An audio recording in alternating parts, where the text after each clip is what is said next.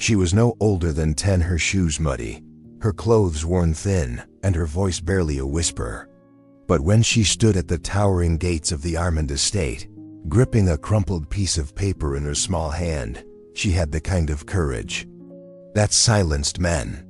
"I came for my mom," she said. No one expected a child to appear at the home of billionaire Charles Armand.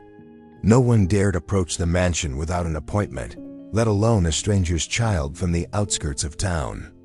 But what followed was a series of events so heartbreaking, so soul-stirring, that even the coldest hearts inside those iron gates would never be the same again. It was just past 7 in the morning when the security guard at Armand Manor noticed the figure by the gate. The fog still clung low across the front yard, swallowing the shadows of the hedges and casting a cold gray hue across the stones. At first, he thought it was an animal, small, unmoving.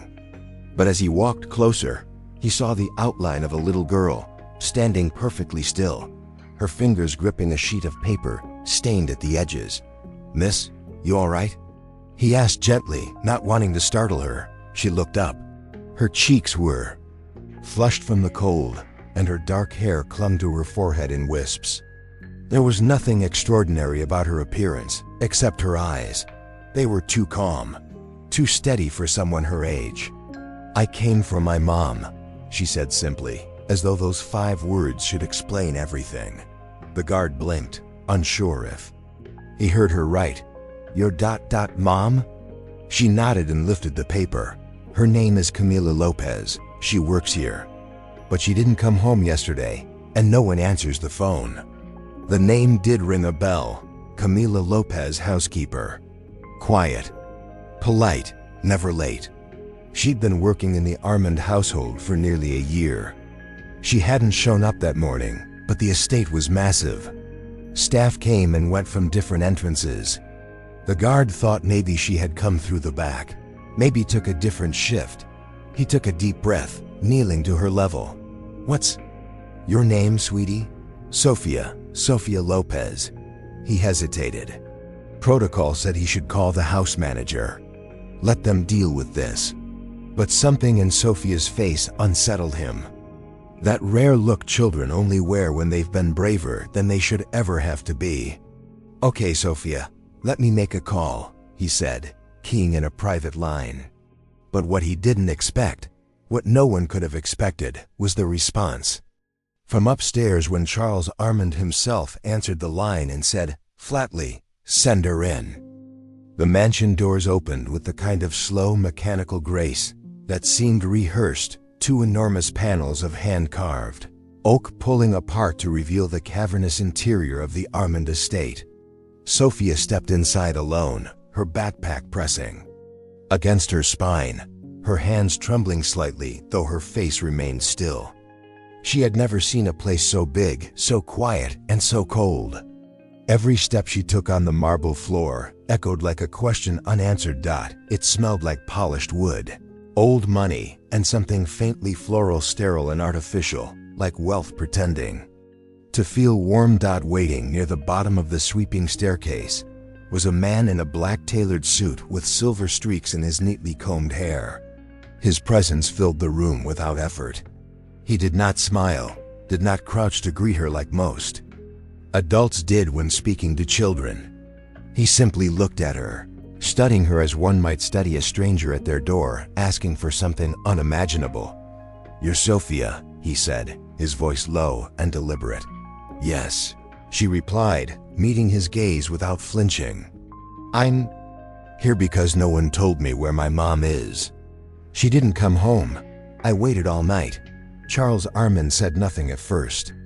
There was no immediate apology, no comfort, not even a nod of acknowledgement. He simply turned toward the hallway and said, "Follow me." Sofia hesitated only for a second, then obeyed. She followed him through corridors that seemed endless, lined with expensive art, chandeliers, and antique furniture no one ever used. It was the kind of home that looked like a museum. Beautiful, but empty of life. As they walked, Sofia's eyes darted from door to door, hoping to catch a glimpse of her mother's familiar figure, her warm smile.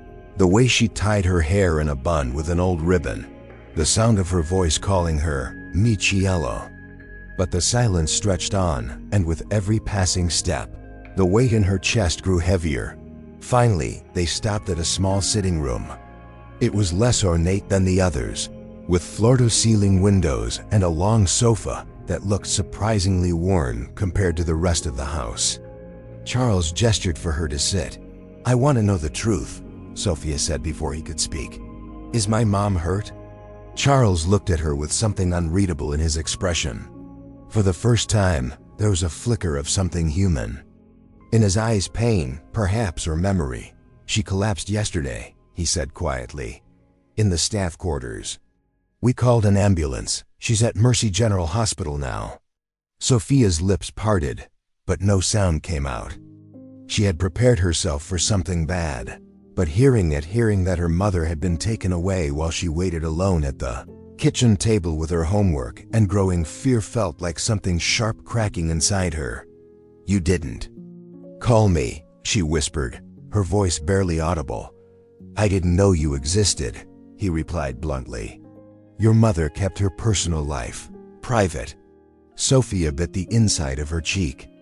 That was just like her mother, too proud to ask for help, too quiet to speak up, too used to hiding her struggles. But the truth was, Sophia had become used to filling in the spaces her mother couldn't. She had learned how to cook rice, how to check if the rent envelope had been left in the mailbox, how to pretend everything was fine at school when everything wasn't. She looked up at him again. "Can I see her? She's stable, but the hospital has a policy. No unaccompanied minors. And your name isn't listed as an emergency contact. We only gave the hospital her work information. That's all we had." Sophia clenched her fists. "Then take me." Charles Armand blinked slowly. He hadn't expected this. Not the fire in her voice, not the authority in her small frame. Something in him stirred something he hadn't felt in years. This girl wasn't just a child. She was a daughter in defense of her mother, a storm in miniature. There was a long silence between them before he finally said, "Get your coat. We'll leave in 10 minutes." Sophia nodded and stood, her spine straight even though her eyes stung. She didn't thank him, not because she was ungrateful, but because she knew this wasn't a favor. This was the bare minimum her mother deserved after a year of scrubbing his floors and folding his shirts without ever being seen. As she walked down the hall once more, this time not alone, something inside her shifted. She wasn't just a little girl at a mansion anymore. She was a daughter stepping into the world her mother had shielded her from, a world of polished walls and locked doors, where her voice would finally be heard. The black Rolls-Royce moved silently through the early morning haze like a ship gliding through mist. Sophia sat in the back seat beside Charles Armand, her small frame swallowed by the plush leather, her hands clasped tightly in her lap. She didn't say much. She didn't need to. The weight of her silence filled the space between them like a fog thicker than the one outside. Charles glanced at her from time to time, uncertain what to make of this little girl who had appeared at his gate like a ghost from another world. She was nothing like his memory of children, loud, whiny, demanding. No, Sophia was still in control, too familiar with absence and disappointment to behave like a child at all. He noticed the way she watched the streets pass by the way. Her eyes scanned each corner as if memorizing the journey in case she had to walk it alone one day. She was used to planning for what might go wrong. That realization made something tight twist in his chest. They pulled up to Mercy General just after 8 a.m., the sun now rising behind clouds streaked with gold. Sophia stepped out of the car without hesitation. She didn't wait for Charles to open her door. She moved like someone who didn't expect help, only obstacles. Inside, the hospital smelled of antiseptic and old coffee. The lighting was too bright. Everything felt rushed and quiet at the same time. Sophia walked to the front desk with the confidence of someone who had done it before. Maybe for her mom's checkups or when the coughs got too heavy to ignore. "Camila Lopez," she said. "She was brought in yesterday."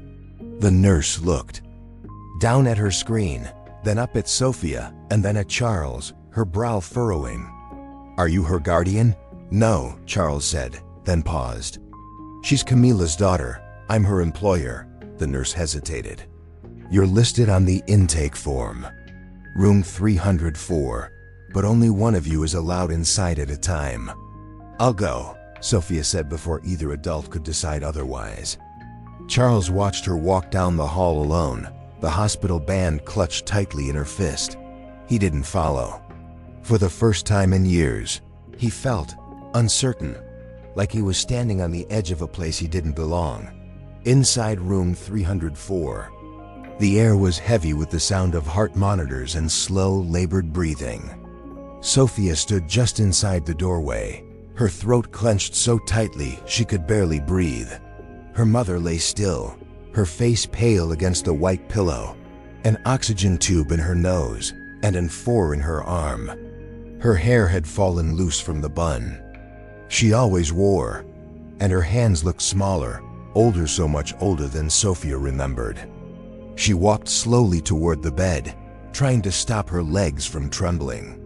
The sight of her mother like this fragile, unmoving, shattered something inside her. The woman who had been everything to her, who worked 2 jobs, who packed school lunches even when she hadn't eaten herself, who sang softly in Spanish to make the silence feel less cruel, was now silent for real. "Mama," Sophia whispered, placing her hand over her mother's. It was warm, but too still. "You didn't come home. I waited. I made tea and I left the light on all night." Her voice cracked, and for a moment, she buried her face in the edge of the bed. She didn't sob, not loudly, but the tears came silently, seeping into the sheets like secrets. Her shoulders shook under the weight of everything she'd held alone for too long. "You always say not to worry," she whispered, "but I always do. I always have, because I know you're tired. And I know you hide things." As if stirred by the voice of her child, Camila's eyes fluttered open just for a second. Her gaze was glassy, confused, but it landed on Sophia with aching recognition. "Sophie," she murmured. Her voice was hoarse, barely a breath. Sophia straightened up, brushing the tears from her face with the sleeve of her sweater. "I'm here, Mama. I came. I walked to the mansion. I told them I wouldn't leave without answers." Camila's lips moved slightly, but no sound came out. Her eyes drifted closed again, and though her breathing steadied, she didn't speak again. But that moment, those few seconds were enough. Sophia gripped her mother's hand tighter. "I'm going to find out what happened," she said softly. "I won't let anyone hurt you. I promise." Back in the hallway, Charles stood staring out the hospital window, hands in his pockets. He had always kept his world in order: contracts, mergers, foundations, legacies. He dealt in precision, in plans. But today, a 10-year-old girl had broken through the walls of his perfect house with nothing more than her voice and her truth. He didn't know much about Camila. She was quiet, efficient, always early. Never asked for more hours or caused a problem. In his world, people like her were invisible, the gears in the machine. But now, the woman he barely noticed had a daughter who looked him in the eye and demanded answers. When Sophia returned from the room, her face was calm but pale. "She woke up," she said. "Only for a second, but she saw me." Charles nodded. "I'm glad. I want to know why she fainted. She doesn't get sick." "She's never fainted before. We're waiting on tests. The hospital hasn't given a full report yet." Sophia's jaw tightened. "You have the money. You have the power. Use it." Her voice wasn't loud, but it struck him harder than any accusation he'd heard in a courtroom. This wasn't a request. It was a command from a child who had every right to demand the truth. He gave a slow nod. "I will." But as they left the hospital, neither of them could guess that the answers they were about to uncover about Camila's collapse, her history, and what Charles Armand had failed to see right under his nose, would change both of their lives forever. They didn't speak much on the ride back from the hospital. The sky had shifted to a dull gray, and the streets were slick from an afternoon drizzle. Sophia leaned her head against the car window, watching raindrops race down the glass like quiet messengers of things she didn't want to feel. Charles Armand sat beside her, lost in a different kind of silence, one that buzzed with discomfort. He had begun to feel something unfamiliar in the pit of his stomach: guilt. And guilt was not something Charles allowed into his world. Yet here it was, creeping in like a cold draft through a locked door. By the time they arrived back at the mansion, Sophia didn't wait for him to speak. She walked ahead, straight through the front doors and into the room where they had first sat. She looked small again, sitting on that couch, but only in size. Her voice, when she spoke, carried a force beyond her years. "I think you know more about my mom than you're saying." Charles didn't respond immediately. He stood with his back to her, gazing at the rain falling across the grand garden beyond the window. Finally, he exhaled a slow, tight breath. "I knew her," he said, "before she worked here." Sophia's eyes narrowed. "What do you mean?" He turned toward her, and the mask he wore, of power, of detachment, cracked just slightly. 15 years ago, I spent some time in South America. Colombia, business expansion, legal work. I was a different man then, restless, distracted. I met a woman. She worked at the hotel. Her name was Camila. Sophia's mouth parted. Her mind raced to connect the fragments. "You knew her back then?" Charles nodded, his face stiff. "She was brilliant, quiet like now, but strong-willed, kind. We spent time together, but I was leaving. And she never told me, she never said anything about a child." The silence between them was thunderous. "You're saying you might be," she began, her voice shaky, but he raised a hand. "I don't know. I didn't know she even had a daughter. She never reached out. Not once, not until she showed up here 12 months ago, looking for a job through an agency. I recognized her immediately, but she acted like we were strangers, like nothing had ever happened." Sophia stared at him. The room seemed to tilt beneath her. Her throat went dry. "She never talked about my father," she whispered. "Not once. I used to ask, but she'd changed the subject. I thought he just left, or died." Charles rubbed his temple, something deeply human in his expression. "Maybe I did. Maybe I didn't know. But if there's any possibility, I'll take responsibility. I'll get a test. I'll find out the truth. You deserve that." But for Sophia, no test could prepare her for the tidal wave crashing through her chest. Everything she had known, her mother, her identity, her isolation, was now unraveling into something she couldn't control. Her father might be the man she'd just spent hours despising, the one who owned the mansion, the one whose gates she had walked through trembling. She stood abruptly. "You let her work here. Every day, you passed her in the halls. Did you think she was just pretending, or did you not care?" Charles looked wounded but didn't flinch. "I gave her the job because I owed her. I respected her silence. I didn't force the past onto her. Maybe I was wrong, but I thought it was what she wanted." Sophia paced now, her fingers clenching. "And you never once thought to check if she had a daughter? A child she raised alone?" He hesitated. "I thought she would tell me if she wanted me to know." Sophia turned away, her eyes burning. She felt like the walls were too close, like the whole world was suddenly built on lies she never asked to uncover.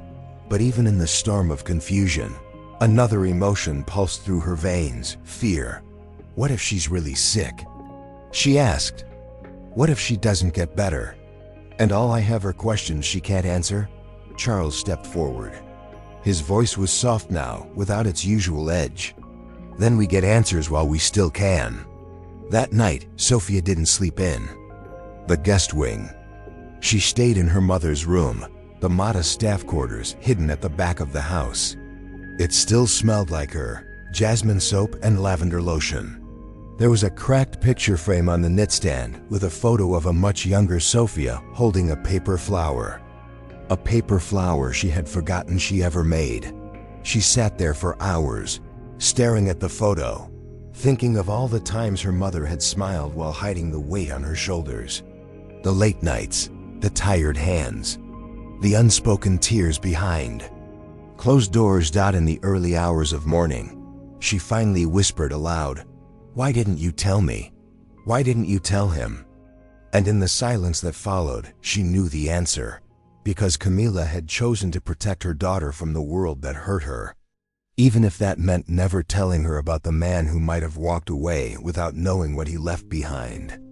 Next morning, Charles kept his word. He made the call. A private physician. A blood test. Discreet. Fast. No questions. Sophia didn't say much when the nurse drew the samples. She sat perfectly still, eyes locked on the wall. She was no longer just looking for her mother. She was now standing in the middle of a life she never asked for, trying to see where she fit inside it. When the results would return, none of them knew. But even before science could deliver its answer, both Charles and Sophia felt something neither could deny. A bond was forming, not out of biology or blood, but out of truth, loss, and the bravery it took to speak when no one was listening. And for the first time since she arrived at that mansion's gate, Sophia felt something she hadn't in years: hope. 3 days passed. The mansion that once felt like a museum now felt like a waiting room. Every hallway held its breath. Every clock ticked too loudly. Sophia tried to distract herself with books, quiet walks through the garden, even watching the old maid arrange linens in the hall. But nothing silenced the sound of her thoughts. Was Charles really her father? Would her mother ever wake again fully? What would it mean if the answer to both was yes or no? Charles, meanwhile, kept to his study. He was a man who had negotiated billion-dollar contracts, outwitted ruthless board members, and survived scandals in the press. Yet nothing prepared him for the silence that came with uncertainty and guilt. He found himself remembering her. Camille, 15 years younger, standing under a palm tree with her hair tied in a scarf and a notebook in her hand. She was never loud, never clingy, never the type to ask for more than a moment. And maybe that was why he had let her go without even looking back. He hated that about himself now. The doctor called on a Thursday afternoon. Charles answered on the first ring, his voice strained with anticipation. "The results are in, sir," the doctor said. "Would you like them emailed?" "No," Charles said. "Read them to me, please." There was a pause, then the rustle of paper. "Mr. Armand, the test is conclusive. You are not Sophia Lopez's biological father." Time stopped. For a moment, Charles said nothing. He simply stared at the floor. The air in the room thickened. "I see," he said finally, his voice almost empty. But what the doctor said next made him freeze. "However, there is something else. I ran the profile through our historical database. I hope I didn't overstep, but her DNA is a partial match to your family line." Charles's heart began to pound. "What do you mean?" "I mean she's not your daughter, but she's related to you. Likely your niece." Charles's jaw locked, his mind raced. "I don't have a brother," he whispered. "No," the doctor replied, "but your father did." That night, Charles didn't tell Sophia, not yet. He needed time to understand what this meant. Camila hadn't lied, at least not the way he assumed. She hadn't kept his daughter from him, but she had kept a different secret. One that ran even deeper. One that now made him question the man he once called a father. Late into the evening, he walked through the staff quarters for the first time since the results came. He stood in the doorway of Camila's room, watching Sophia sleep curled up in her mother's bed, arms wrapped around a faded teddy bear with one eye missing. He thought of everything this girl had endured. The fear, the walk to his gate, the courage, the questions, and still, She stayed strong. She'd become something more to him than just a possible daughter. She had become real. The next morning, when Sophia woke, she found Charles waiting for her with 2 cups of tea. He never drank tea, but Camilla did. He remembered now. Jasmine. No sugar. Sophia sat across from him in silence, waiting. He took a breath, then told her everything. The test, the result, the unexpected family connection. She listened without flinching, though her grip on the teacup tightened until her knuckles turned white. So, you're not my dad, she said. No, he said softly. But we're family, somehow. She looked away, blinking rapidly. Why didn't she tell me? Charles hesitated. Maybe she was trying to protect you from the Armand name. From a family that doesn't always protect its own. Sophia bit her lip. Her voice cracked. So who is my father? I don't know yet, Charles admitted. But I will find out. You deserve to know where you come from. Sophia wiped at her face quickly. I don't care about names or blood. I care about her. I want her to be okay. Charles reached across the table and placed his hand gently over hers. We're going to take care of her, he said. Together. Later that afternoon, while Sophia sat reading by the fireplace, Charles pulled out an old wooden box from the back of his study drawer. Inside were letters yellowed with time, the ink faded but still legible. They were from his father. One in particular caught his eye. It was dated 19 years ago. A brief mention of a trip to Bogota. A name, Gabriel Armand, Charles's uncle, estranged, vanished from the family name decades ago. A scandal involving inheritance and exile, and a woman he had fallen in love with and refused to leave behind. Charles had only met Gabriel once, when he was very young. The man had spoken Spanish fluently. Warm eyes, a laugh unlike anyone else. In the Armand bloodline, could he have been Camilla's lover? Could he be Sophia's father? The truth was, no one knew where Gabriel had gone, or whether he was alive, but now that search would begin. As the rain continued outside, Charles made a silent vow to find the man responsible for Sophia's pain or peace. To bring closure to the woman who had once been his quiet summer dream, and was now the thread tying his past to his future, and to protect the girl who had knocked on his door not as a daughter, but as a fighter.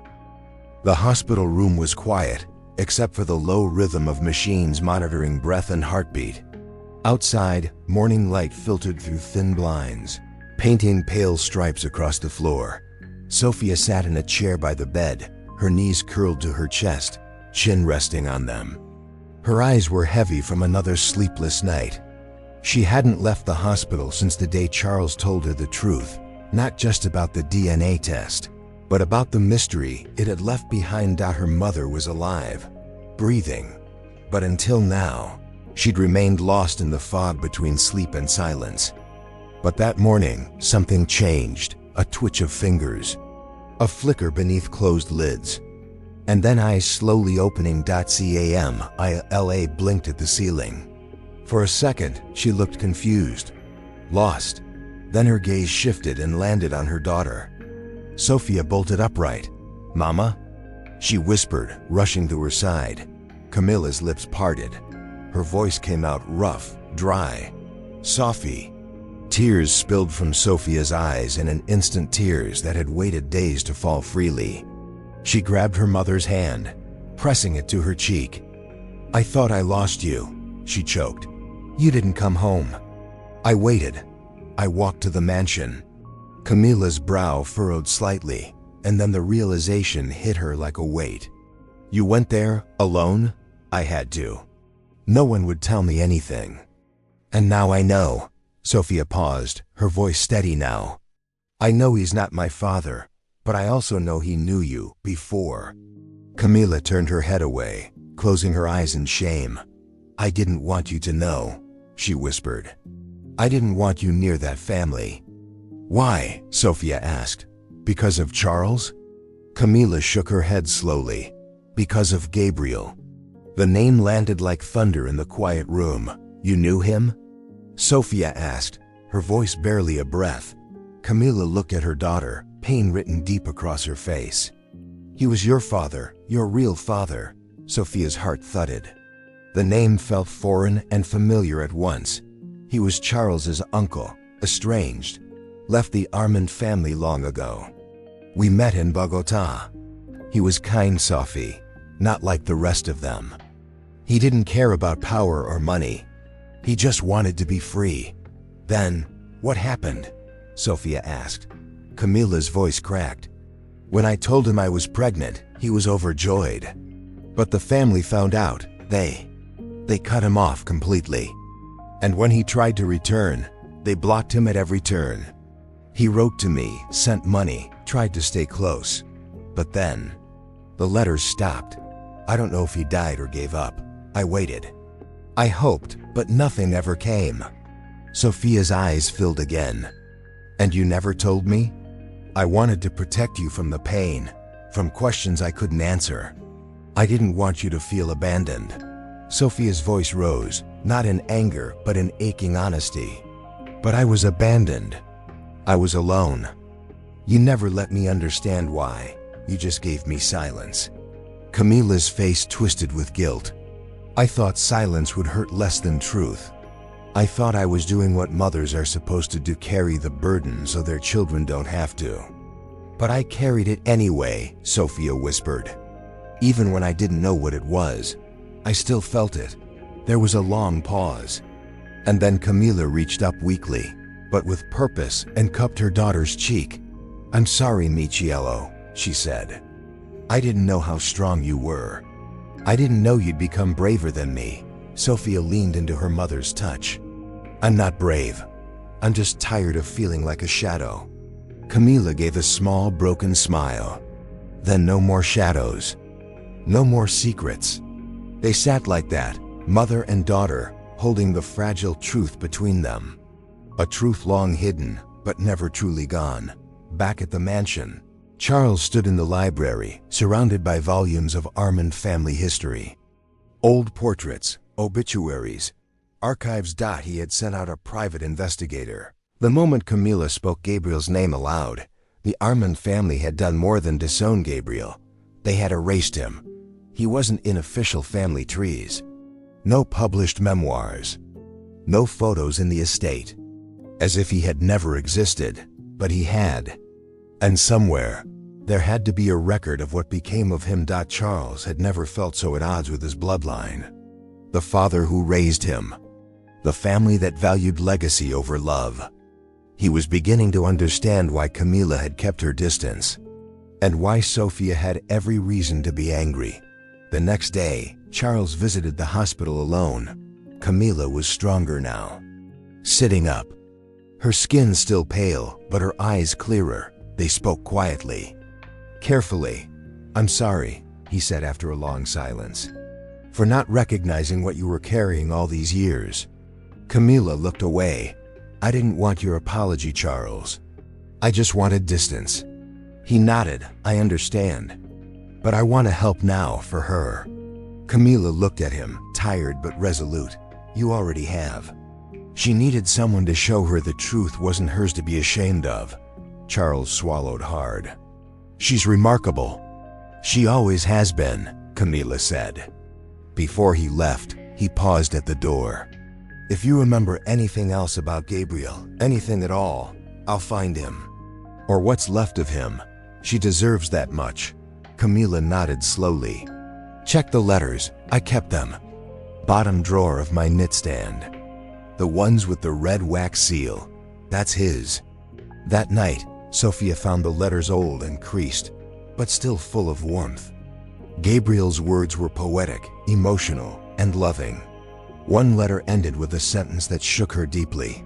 If our daughter ever feels unloved, tell her that her father carried her name in his heart, even when the world erased him from theirs. Sophia cried quietly, clutching the letters to her chest. She wasn't just a girl without a father anymore. She was the daughter of a man who had fought for her, even when fate stole the ending they deserved.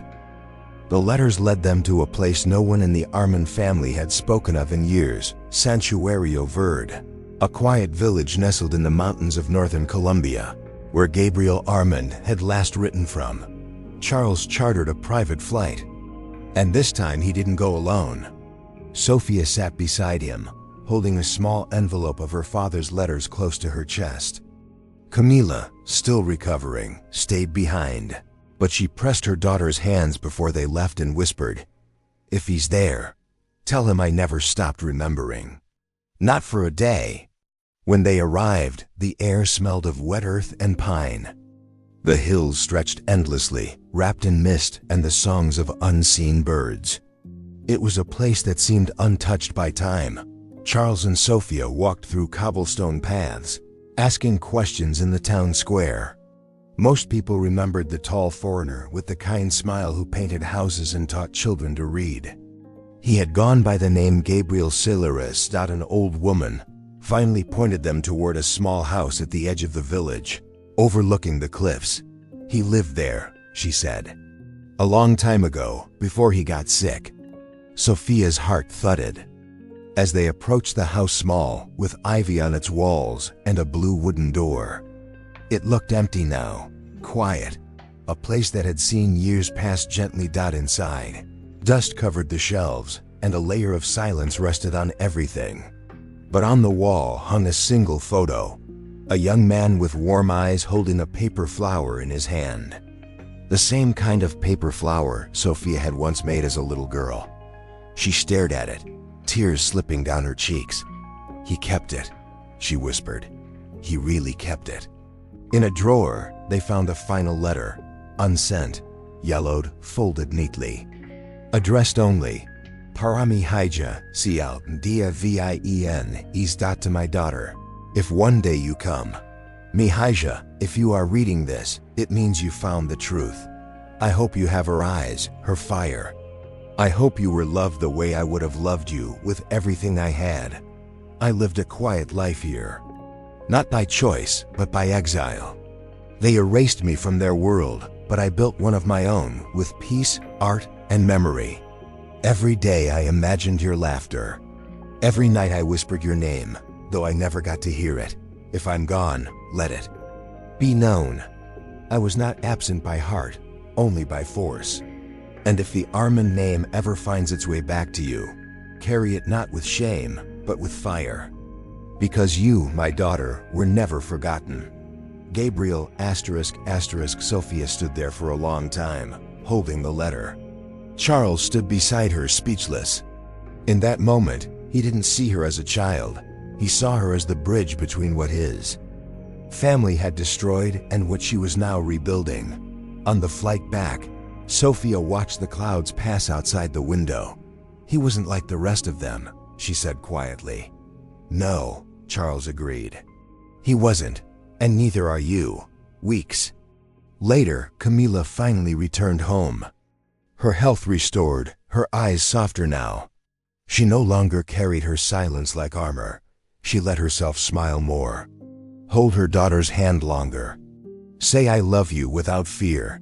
Charles created a foundation in Gabriel's name dedicated to forgotten fathers, displaced families, and children raised in silence. The first scholarship? In Sofia Lopez's name. And as for Sophia, she began writing her own letters. Not to anyone in particular. Just letters to the world. To herself. To her mother. To the man she never met, but who had always loved her. In one of those letters, she wrote, ****. I walked through the mansion gates that day looking for my mother. I never knew I'd find my father. Not in the man I met, but in the man I discovered. I am the daughter of silence, of strength, and of love. Buried but never broken. And that's enough for me."